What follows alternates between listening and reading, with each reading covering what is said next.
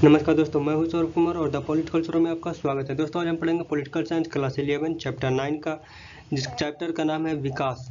तो दोस्तों आज हम विकास के बारे में पढ़ेंगे और यह वीडियो का पार्ट 1 है। पार्ट 2 आपको नीचे डिस्क्रिप्शन बॉक्स में मिल जाएगा, तो लगे हाथ उसे भी जरूर देख लीजिएगा।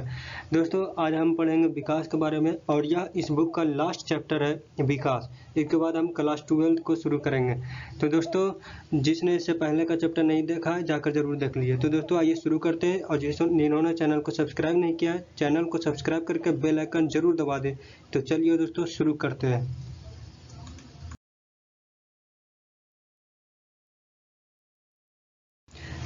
तो दोस्तों विकास के बारे में हम जानते हैं।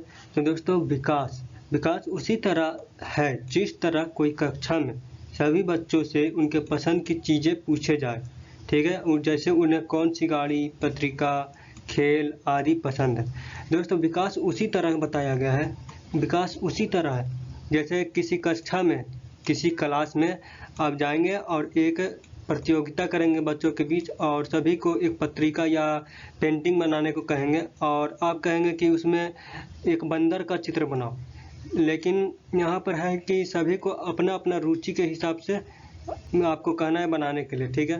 तो सभी लोग अपने अपने डिजाइन से अपना अपना अलग अलग दिमाग से बंदर का चित्र बनाएंगे। और लेकिन किसी को अगर बंदर नहीं बनाना आता है, ठीक है, उसको किसी और चीज़ का मन कर रहा है बनाने का चित्र, जैसे उसे रंगोली बनाने का मन कर रहा है, तो वो बंदर का चित्र बढ़िया से नहीं बना पाएगा, या फिर उसके हिसाब से टीचर तो तय नहीं करेगा कि सब बच्चों के हिसाब से कि किसी को बंदर बनाने का मन कर रहा है, किसी को रंगोली बनाने का मन कर रहा है, किसी को झरना बनाने का मन कर रहा है, ठीक है। सभी को अलग अलग रुचि होगा और सभी अलग अलग चीज़ बनाना चाहते होंगे। तो दोस्तों विकास उसी तरह है कि विकास के लिए अन्य देशों का नकल भी किया जा सकता है। यानी कहने का मतलब ये है दोस्तों कि विकास उसी तरह है जिस तरह सभी बच्चों का अलग अलग पसंद की चीज़ें हैं। कोई बंदर बनाना चाहता है, कोई हाथी बनाना चाहता है, ठीक है, कोई फूल बनाना चाहता है। तो जिसी तरह सभी को अलग अलग डिमांड है, उसी तरह विकास है। विकास में अगर लोगों से पूछा जाए कि तो सभी लोग अपने अलग अलग तरीके से उस विकास को कहेंगे। कोई कहेंगे कि रोड बना दो, कोई कहेंगे कि मेरा गली बना दो घर के बगल वाला, ठीक है, सभी अलग अलग काम कहेंगे। तो दोस्तों विकास इस तरीके से भी लिया जा सकता है कि विकास के लिए अन्य देशों का नकल कर सकते हैं विकास का मॉडल अपनाने के लिए दोस्तों, या ठीक है किसी अन्य देश का नकल कर सकते हैं, पहला रास्ता तो ये है, या फिर अपने लोगों के हिसाब से, जैसे सभी लोगों का अलग अलग मत है। अब कोई निजी लेवल पर लोग रहेंगे तो वो अपना जो उनको जिस चीज़ में विकास चाहिए वो उस चीज़ को वो बताएंगे, ठीक है। तो इसी तरह अपने लोगों का समस्याओं को ध्यान में रखकर विकास परियोजनाएं बना सकते हैं। या तो पहला किसी का नकल, दूसरे देश का नकल करके परियोजनाएं बनाएंगे, या फिर अपने लोगों के हिसाब से कोई परियोजनाएं बनाएंगे, ठीक है, अपने लोगों से, यानी अपने जनता से पूछकर। तो दोस्तों विकास का अगर बड़ा अर्थ निकालें, ठीक है, तो प्रगति, उन्नति, सबका भला, कल्याण, बहुत अच्छा जीवन आदि हो सकता है। यानी एक बड़े अर्थ निकालेंगे अगर विकास का, तो सभी का तात्पर्य यही निकलेगा, सभी का मतलब एक ही चीज़ होगा।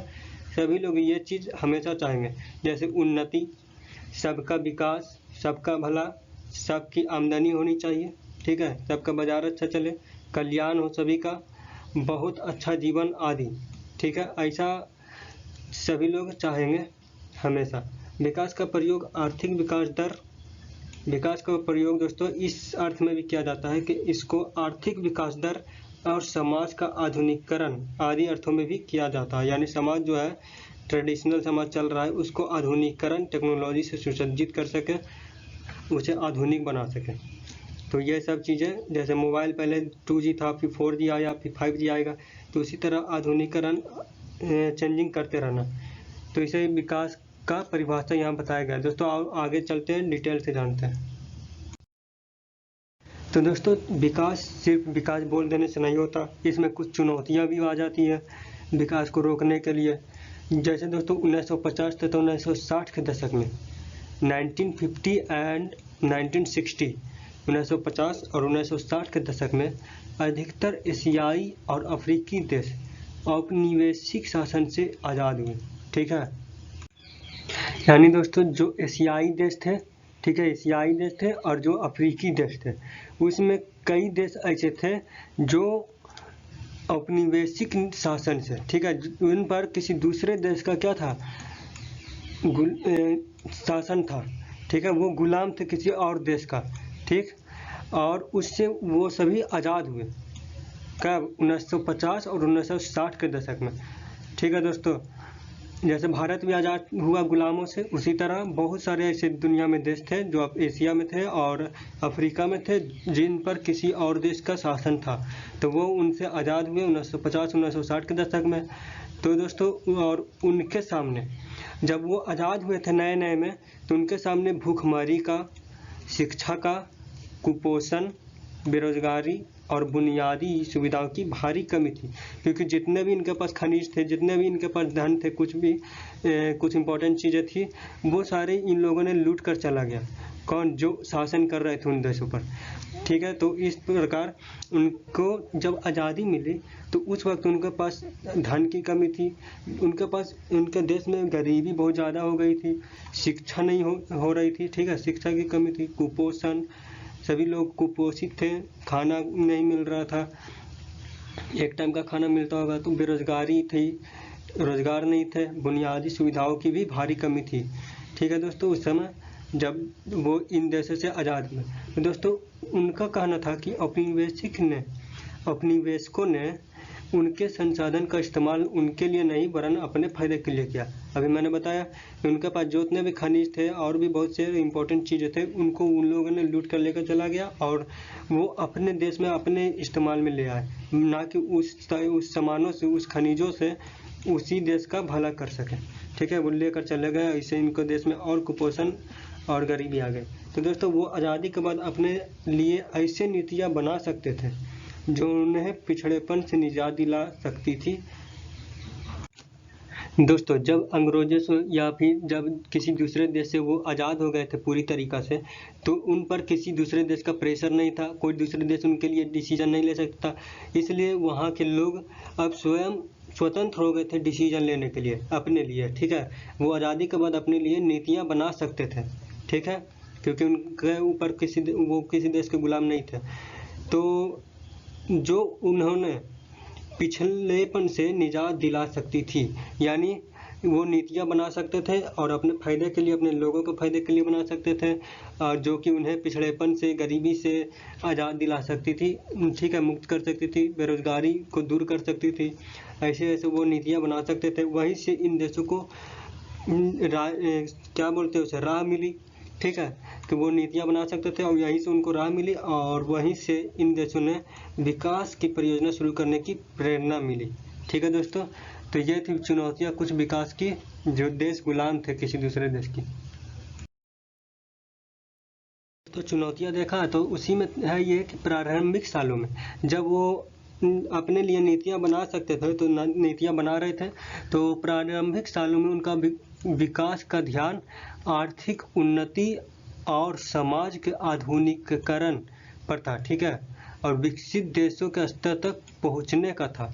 यानी दोस्तों, जब शुरुआत में वो नीतियाँ बनाना चाहते थे, ठीक है, जब शुरुआत में वो नीतियाँ बनाए तो उनका ध्यान, पूरा फोकस उनका कहाँ था, उनका पूरा फोकस था आर्थिक उन्नति में, कि आर्थिक उन्नति हो, समाज का आधुनिकीकरण हो, ठीक है, आधुनिक समाज बने, और विकसित देश, जो विकसित देश थे उनके बराबर के लेवल पर आना था उनको, ठीक है, विकसित देशों के स्तर तक पहुंचने का था उनका लक्ष्य, कि उनके बराबर के लेवल तक हम पहुंच जाए, इसे ही वो विकास मानते थे। तो विकासशील देशों ने औद्योगिक, शिक्षा, कृषि के आधुनिकीकरण और विस्तार के जरिए तेज आर्थिक प्रगति का लक्ष्य रखा था। यानी शिक्षा पर उन्होंने जोर दिया, औद्योगिक पर जोर दिया और कृषि को आधुनिकीकरण करने पर जोर दिया, और इसी को विस्तार के जरिए तेज आर्थिक प्रगति का उन्होंने लक्ष्य रखा था, जो कि उनको विकसित देशों के लक्ष्य तक पहुंचा सके। तो दोस्तों, 50 के दशक में भारत ने विकास के लिए पंचवर्षीय योजना बनाई थी, ठीक है, तो जिसमें भाखड़ा नंगल बांध, ये पंचवर्षीय के बारे में आप क्लास 12 में पढ़ेंगे और भी डिटेल्स। तो दोस्तों, पंचवर्षीय योजना बनाई थी भारत ने विकास के लिए 1950 के दशक में, ठीक है। तो भाखड़ा नंगल दाम बांध, जिसमें एक ये है भाखड़ा नंगल बांध, दूसरा है इस्पात संयंत्र की स्थापना, खनन, उर्वरक आदि, और भी कुछ है। अनेक परियोजनाएं शामिल थी। इस तरीके की अनेक परियोजनाएं शामिल थी जो लक्ष्य रखा गया था कि इनसे विकास हो सकेगी और लोगों को राहत मिलेगी, गरीबी से मुक्ति मिलेगी। लेकिन दोस्तों इस पे विश्वास किया गया था, यह योजना गरीब तबके तक असर करेगी और उन्नति के पथ पर जाएगी। लेकिन दोस्तों ऐसा कुछ हुआ नहीं, ठीक है। इस पर विश्वास तो किया गया और ये सोच के चला गया कि इससे गरीबी मिट जाएगी और बहुत नीचे के स्तर के जो लोग हैं, जो सबसे निचले स्तर के लोग हैं, उन तक ये लाभ पहुंचाएगा। लेकिन ऐसा हुआ नहीं।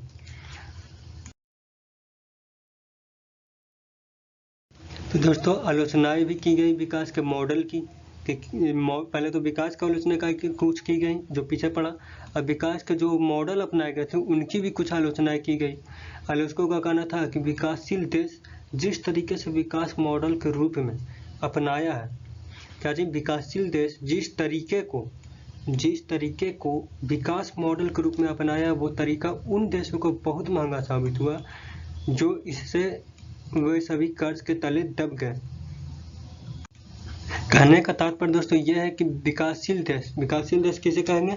जो अभी विकास कर रहे हैं, अभी विकास धीरे धीरे कर रहे हैं, ऊपर की ओर चढ़ रहे हैं। अब विकसित किसे कहेंगे? जो विकास कर चुके हैं, जैसे अमेरिका पूरी तरीका से विकास कर चुका है और आगे अंतरिक्ष में जाने की कोशिश कर रहा है इधर उधर। लेकिन कुछ विकासशील देश वो हैं, जैसे भारत अभी विकासशील देश है। भारत, आपके क्वेश्चन में आएगा कि भारत क्या है, तो भारत एक विकासशील देश है, ठीक है, जो विकास करने के पथ पर अभी चल रहा है, ठीक है। अभी सड़कें बन रही है, अभी गरीबी खत्म नहीं हुई है, अभी बहुत चीज़ बाकी है करना, ये विकासशील देश है।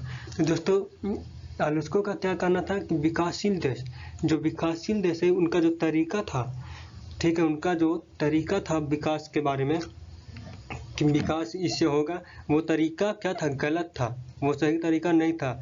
वो ऐसा तरीका था, उनका कहना है कि वो ऐसा तरीका था जिससे विकासशील देश जो है वो कर्ज के तले दब गए हैं, ठीक है। यह हकीकत भी है दोस्तों, कर्ज के तले तो बहुत देश अभी भी है, जैसे अफ्रीका अभी तक कर्ज नहीं चुका पाया है, क्योंकि विकास करने के लिए विकासशील देश विकसित देशों से कर्ज लिया और वो कर्ज अभी तक नहीं चुका पाया, क्योंकि उनका तरीका विकास करने का जो गलत था।